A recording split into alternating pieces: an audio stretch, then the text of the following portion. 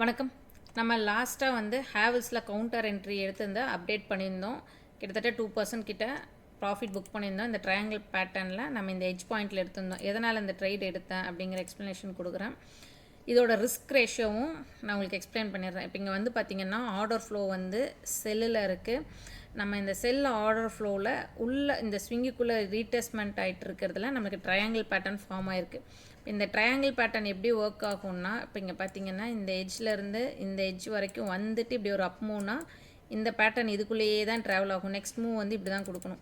So இப்போ நான் இந்த எண்டில் வந்து பார்த்திங்கன்னா இந்த இடத்துல இருந்து இங்கே புல் பேக் அப் சைட் 1510 1580 வரைக்குமே ஒரு மொமெண்டம் இருக்குது. இந்த 70 பாயிண்ட்ஸ் ரேலியை கேட்ச் பண்ண தான் நான் இந்த இடத்துல என்ட்ரி கொடுத்துருந்தேன். ஸ்டாப் லாஸ்ன்னு பார்த்திங்கன்னா நம்ம இந்த ஸ்விங் லோ தான் நம்ம வைக்கணும்.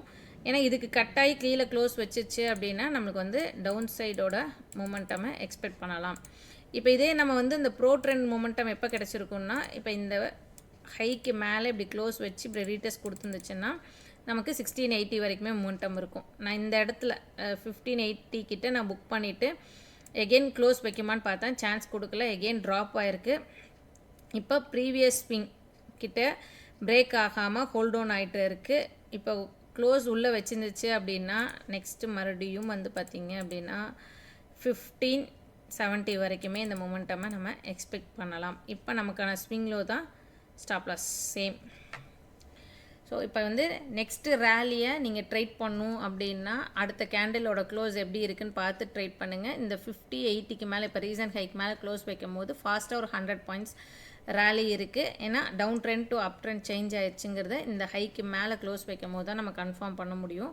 ஸோ இந்த ட்ரையாங்கிள் பேட்டர்னை ட்ரேட் பண்ணும் போது இந்த எட்ஜில் நீங்கள் ட்ரேட் பண்ணுறீங்கன்னா கேர்ஃபுல்லாக ட்ரேட் பண்ணுங்கள். இது ஒன்ஸ் பிரேக் அவுட் ஆகும் போது மொமெண்டம் ஹெவியாக இருக்கும். ஸோ பிரேக் அவுட் ஆனதுக்கப்புறம் ரீடெஸ்ட்டுக்கு அப்புறம் ட்ரேட் எடுங்க. இந்த மாதிரியான அப்டேட்ஸை தொடர்ந்து தெரிஞ்சுக்க ஃபாலோ பண்ணுங்கள். நன்றி, வணக்கம்.